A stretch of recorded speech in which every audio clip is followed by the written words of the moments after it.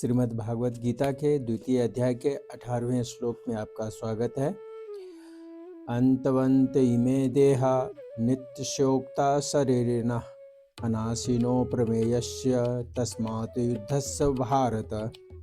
किसी काल में किसी कारण से कभी किंचित मात्र भी जिसमें परिवर्तन नहीं होता, जिसकी क्षति नहीं होती, जिसका अभाव नहीं होता, उसका नाम अविनाशी है।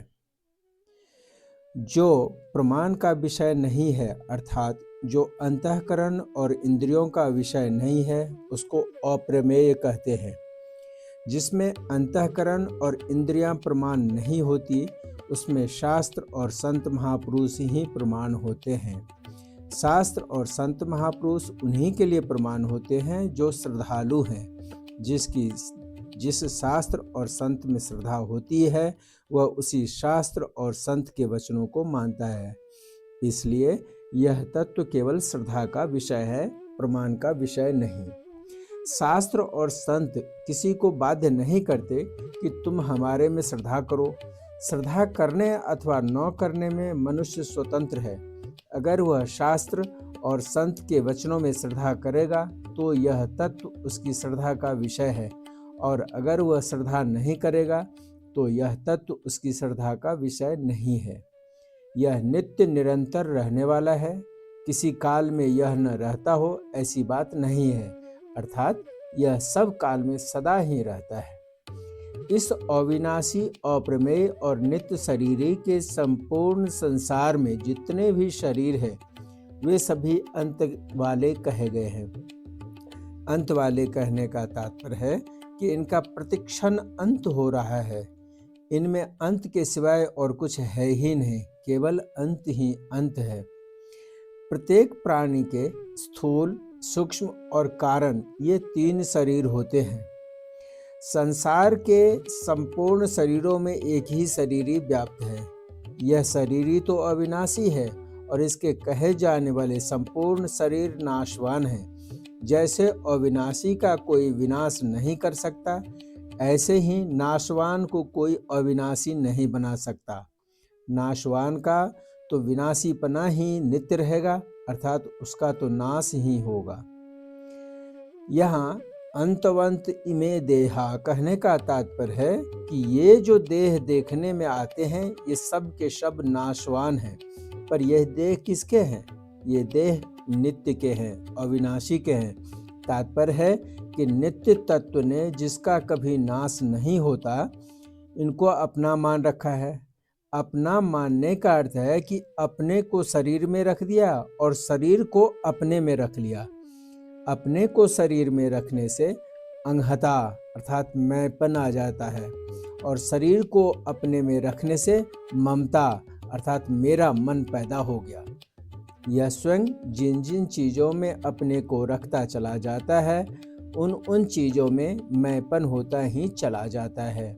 जैसे अपने को धन में रख दिया तो मैं धनी हूँ, अपने को राज में रख दिया तो मैं राजा हूँ, अपने को विद्या में रख दिया तो मैं विद्वान हूँ, अपने को बुद्धि में रख दिया तो मैं बुद्धिमान हूँ, अपने को सिद्धियों में रख दिया तो मैं सिद्ध हूँ, अपने को शरीर में रख दिया तो मैं शरीर हूँ, आदि आदि। यह स्वयं जिन जिन चीज़ों को अपने में रखता चला जाता है उन चीज़ों में मेरापन होता ही चला जाता है। जैसे कुटुंब को अपने में रख लिया तो कुटुंब मेरा है, धन को अपने में रख लिया तो धन मेरा है, बुद्धि को अपने में रख लिया तो बुद्धि मेरी है, शरीर को अपने में रख लिया तो शरीर मेरा है, आदि आदि। जड़ता के साथ मैं और मेरापन होने से मात्र विकार ही पैदा होते हैं। तात्पर्य है कि शरीर और मैं स्वयं दोनों अलग अलग हैं। इस विवेक को महत्व न देने से ही मात्र विकार पैदा होते हैं, परंतु जो इस विवेक को आदर देते हैं, महत्व देते हैं, वे पंडित होते हैं। ऐसे पंडित लोग कभी शोक नहीं करते, क्योंकि सत सत ही है और असत असत ही है, इसका उनको ठीक अनुभव हो जाता है। भगवान अर्जुन के लिए आज्ञा देते हैं कि सत्य असत को ठीक समझकर तुम युद्ध करो, अर्थात प्राप्त कर्तव्य का पालन करो। तात्पर्य है कि शरीर तो अंत वाला है और शरीरी अविनाशी है। इन दोनों शरीर शरीरी की दृष्टि से शोक बन ही नहीं सकता, अतः शोक का त्याग करके युद्ध करो। पूर्व श्लोक तक शरीरी को अविनाशी जानने वालों को बात कही। अब उसी बात को अन्वय और व्यतिरेक की रीति से दृढ़ करने के लिए जो शरीरी को अविनाशी नहीं जानते, उनकी बात आगे के श्लोक में कहते हैं। य एनं वेत्ति हन्तारं यश्चैनं मान्यते हतम् उभौ तो न विजानीतो नायं हन्ति न हन्यते। जो इस शरीरी को मारने वाला मानता है वह ठीक नहीं जानता, कारण कि शरीरी में कर्तापन नहीं है। जैसे कोई भी कारीगर कैसा ही चतुर क्यों न हो, पर किसी औजार के बिना कार्य नहीं कर सकता, ऐसे ही यह शरीरी शरीर के बिना स्वयं कुछ भी नहीं कर सकता। अतः 13वें अध्याय में भगवान ने कहा है कि सब प्रकार की क्रियाएं प्रकृति के द्वारा ही होती है। ऐसा जो अनुभव करता है वह शरीरी के अकर्तापन का अनुभव करता है। तात्पर्य यह हुआ कि शरीरी में कर्तापन नहीं है, पर यह शरीर के साथ तादात्म्य करके संबंध जोड़कर शरीर से होने वाली क्रियाओं में अपने को कर्ता मान लेता है। अगर यह शरीर के साथ अपना संबंध न जोड़े तो यह किसी भी क्रिया का कर्ता नहीं है। जो इसको मरा मानता है वह भी ठीक नहीं जानता। जैसे यह शरीरी मारने वाला नहीं है, ऐसे ही यह मरने वाला भी नहीं है, क्योंकि इसमें कभी कोई विकृति नहीं आती। जिसमें विकृति आती है, परिवर्तन होता है, अर्थात जो उत्पत्ति विनाशशील होता है वही मर सकता है। वे दोनों ही नहीं जानते, अर्थात जो इस शरीरी को मारने वाला मानता है वह भी ठीक नहीं जानता, और जो इसको मरने वाला मानता है वह भी ठीक नहीं जानता। यहाँ प्रश्न होता है कि जो इस शरीरी को मारने वाला और मरने वाला दोनों मानता है, क्या वह ठीक जानता है? इसका उत्तर है कि वह भी ठीक नहीं जानता, कारण कि यह शरीरी वास्तव में ऐसा नहीं है। यह नाश करने वाला भी नहीं है और नष्ट होने वाला भी नहीं है। यह निर्विकार रूप से नित्य निरंतर ज्यों का त्यों रहने वाला है। अतः इस शरीरी को लेकर शोक नहीं करना चाहिए। अर्जुन के सामने युद्ध का प्रसंग होने से ही यहाँ शरीरी को मरने मारने की क्रिया से रहित बताया गया है। वास्तव में यह संपूर्ण क्रियाओं से रहित है। यह शरीरी न तो किसी को मारता है और न किसी से मारा ही जाता है। इसका तात्पर्य है कि शरीरी किसी क्रिया का कर्ता भी नहीं है तथा कर्म भी नहीं है, और इसमें कोई विकार भी नहीं आता। जो मनुष्य शरीर की तरह शरीरी को भी मारने वाला तथा मरने वाला मानते हैं, वे वास्तव में शरीर और शरीरी के विवेक को महत्व नहीं देते, इसमें स्थित नहीं होते, प्रत्युत अविवेक को महत्व देते हैं। यह शरीरी मरने वाला क्यों नहीं है? इसके उत्तर में कहते हैं, न जायते म्रियते वा कदाचिन्नायं भूत्वा भविता वा न भूयः अजो नित्यः शाश्वतोऽयं पुराणो न हन्यते हन्यमाने शरीरे। शरीर में 6 विकार होते हैं: उत्पन्न होना, सत्ता वाला दिखना, बदलना, बढ़ना, घटना और नष्ट होना। यह शरीरी इन 6 विकारों से रहित है। यही बात भगवान इन श्लोकों में बता रहे हैं। जैसे शरीर उत्पन्न होता है, ऐसे यह शरीरी कभी भी किसी भी समय में उत्पन्न नहीं होता। यह तो सदा से ही है। भगवान ने इस शरीरी को अपना अंश बताते हुए इसको सनातन कहा है। ममैवांशो जीवलोके जीवभूतः सनातनः। यह शरीरी कभी मरता ही नहीं। मरता वही है जो पैदा होता है, और म्रियते का प्रयोग भी वही होता है जहाँ पिंड प्राण का वियोग होता है। पिंड प्राण का वियोग शरीर में होता है, परंतु शरीरी में संयोग वियोग दोनों ही नहीं होते। यह ज्यों का त्यों ही रहता है, इसका मरना होता ही नहीं। सभी विकारों में जन्मना और मरना, ये 2 विकार ही मुख्य है। अतः भगवान ने आगे कहा है कि यह अविनाशी नित्य तत्व पैदा होकर फिर होने वाला नहीं है, अर्थात यह स्वतः सिद्ध निर्विकार है। जैसे बच्चा पैदा होता है तो पैदा होने के बाद उसकी सत्ता होती है, जब तक वह गर्भ में नहीं आता तब तक बच्चा है, ऐसे उसकी सत्ता कोई भी नहीं कहता। तात्पर्य है कि बच्चे की सत्ता पैदा होने के बाद होती है, क्योंकि उस विकारी सत्ता का आदि और अंत होता है, परंतु इस नित्य तत्व की सत्ता स्वतः सिद्ध और निर्विकार है, क्योंकि इस अविकारी सत्ता का आरंभ और अंत नहीं होता। इस शरीरी का कभी जन्म नहीं होता, इसलिए यह अजह अर्थात जन्म रहित कहा गया है। यह शरीरी नित्य निरंतर रहने वाला है, अतः इसका कभी अपक्षय नहीं होता। अपक्षय तो अनित्य वस्तु में होता है, जो कि निरंतर रहने वाली है।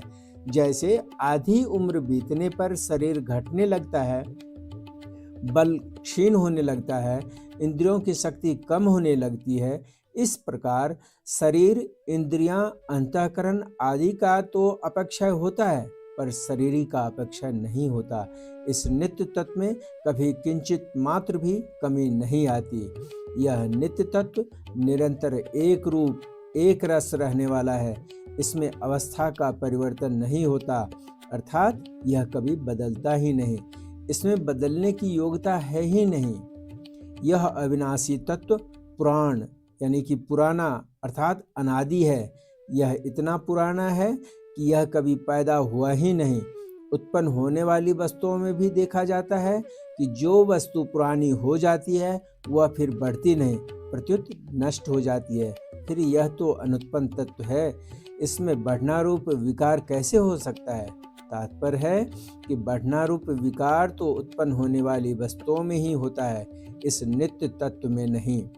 न हन्यते हन्यमाणे शरीरे, शरीर का नाश होने पर भी इस अविनाशी शरीर का नाश नहीं होता। तात्पर्य है कि यह शरीर नष्ट होने वाला है। इस नष्ट होने वाले शरीर में ही 6 विकार होते हैं, शरीरी में नहीं। इन पदों में भगवान ने शरीर और शरीरी का जैसा स्पष्ट वर्णन किया है, ऐसा स्पष्ट वर्णन गीता में दूसरी जगह नहीं आया है। अर्जुन युद्ध में कुटुंबियों के मरने की आशंका से विशेष शोक कर रहे थे। उस शोक को दूर करने के लिए भगवान कहते हैं कि शरीर के मरने पर भी इस शरीरी का मरना नहीं होता, अर्थात इसका अभाव नहीं होता, इसलिए शोक करना अनुचित है। हमारा और शरीर का स्वभाव बिल्कुल अलग अलग है। हम शरीर के साथ चिपके हुए नहीं हैं, शरीर से मिले हुए नहीं हैं। शरीर हमारे साथ चिपका हुआ नहीं है, हमारे से मिला हुआ नहीं है। इसलिए शरीर के न रहने पर हमारा कुछ भी बिगड़ता नहीं। अब तक हम असंख्य शरीर धारण करके छोड़ चुके हैं, पर उससे हमारी सत्ता में क्या फर्क पड़ा? हमारा क्या नुकसान हुआ? हम तो ज्यों के त्यों ही रहे। भूतग्रामः स एवायं भूत्वा भूत्वा प्रलीयते। ऐसे ही यह शरीर छूटने पर भी हम स्वयं ज्यों के त्यों ही रहेंगे। जैसे हाथ, पैर, नासिका आदि शरीर के अंग हैं, ऐसे शरीर शरीरी का अंग भी नहीं है। जो बहने वाला और विकारी होता है वह अंग नहीं होता।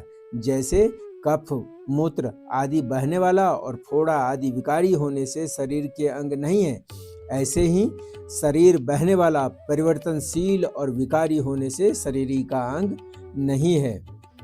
19वें श्लोक में भगवान ने बताया कि यह शरीरी न तो मरता है और न ही मारता ही है। इसमें मरने का निषेध तो 20वें श्लोक में कर दिया। अब मारने का निषेध करने के लिए आगे का श्लोक कहते हैं। वेदा अविनाशं नित्यं य एनम अजम अव्ययम कथं स पुरुषः पार्थं कं घातयति हान्तिकम्। इस शरीरी का कभी नाश नहीं होता, इसमें कभी कोई परिवर्तन नहीं होता, इसका कभी जन्म नहीं होता और इसमें कभी किसी तरह की कोई कमी नहीं आती।